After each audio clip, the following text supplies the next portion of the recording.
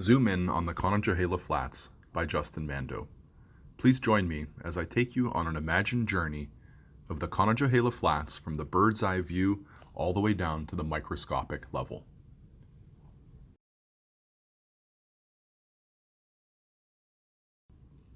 Close-up of the ground. What can be especially striking when we shift our view from far away to increasingly closer is that there is never less to see. We could feast our eyes on the islands from the air all day, but when we drop to our knees with our hands in the soil, the feeling of grandeur is replaced with astonishment, then disbelief. The large pieces of debris command our attention first. The plastic bottles we found strewn across the banks now dominate the scene. Yet the more we look, the more we notice.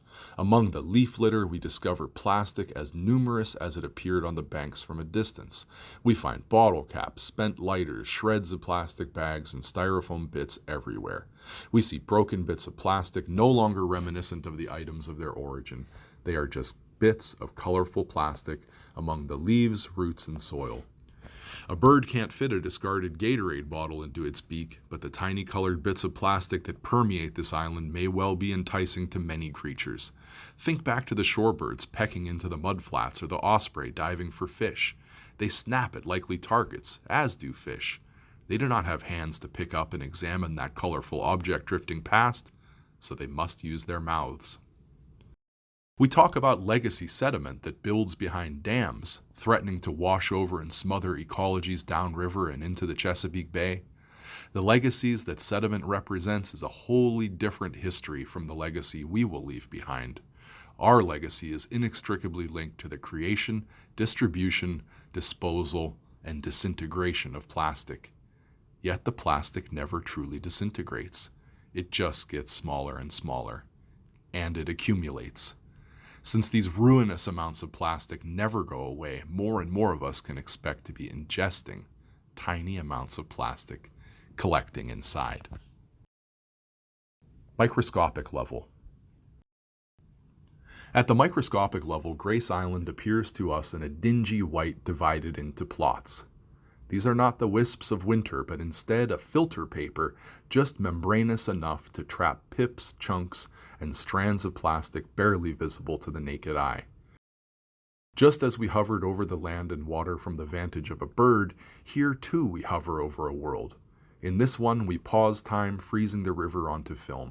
What we find are strands of microplastic fibers, a red one perhaps from a fleece jacket, and a small black curly piece maybe from a tarp or a synthetic rope.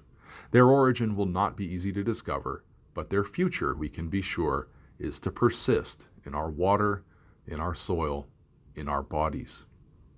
A Susquehanna University study of microplastic presence in smallmouth bass reported 100% of fish sampled contained them.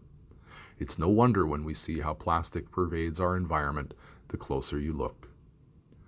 Plastic is everywhere in our environment, and we have no one to blame but ourselves. The upshot. What is the source of all this refuse? It's all of us in the Susquehanna River watershed. When rain washes a drop bottle into a storm drain in Steelton, Sunbury, or Wellsboro, that gets flushed into creeks, streams, rivers, then the Chesapeake Bay, and ultimately the Atlantic Ocean. That's the pathway unless that bottle gets hung up on the Conejohela Flats or someplace upriver. The tires, plastic bottles, styrofoam blocks, and all manner of petroleum-based trash enter the river through human carelessness, simply put. The territory of the Lower Susquehanna Riverkeeper Association encompasses over 8,500 square miles of watershed from Sealands Grove to the river's mouth at Havre de Grace. This includes all tributaries down to the size of a trickle to the mighty Susquehanna herself. The watershed itself is 27,510 square miles, an area the same size as Ireland, and it's all flowing towards its mouth at the Chesapeake Bay. What can you do about this problem? Your presence in these places is the most important way you can contribute. Just as the birds on the Atlantic Flyway keep coming back to our place on the Susquehanna Riverlands, we should also keep returning. Walk along the river trails or bike them, paddle a kayak or a canoe, take out a pontoon boat, wade the shorelines, fish, splash, play. The Susquehanna is breathtakingly beautiful despite its flaws. Other ways you can help stop plastic from polluting our river and our bodies. Take a garbage bag with you to clean up when you're out there if you're able to do so. This is an easy way to make a difference that feels great when you see the noticeable improvement you've made. Imagine if most of us carried out more than we carry in. Avoid single-use plastics at the retail counter. Say no to plastic bottles, shopping bags, utensils, straws, and excessive packing. Go with reusable options. Keep the trash from entering the system in the first place. You can join one of our volunteer crews on our quest to clean up the Lower Susquehanna. We regularly remove plastic trash and tires from the Susquehanna River and its tributaries. Find us on our website to help make an even bigger impact at lowersusquehannariverkeeper.org. We also have the Great Plastic Purge of the Lower Susquehanna taking place October 15th and 16th. Please come out and help us clean up our river.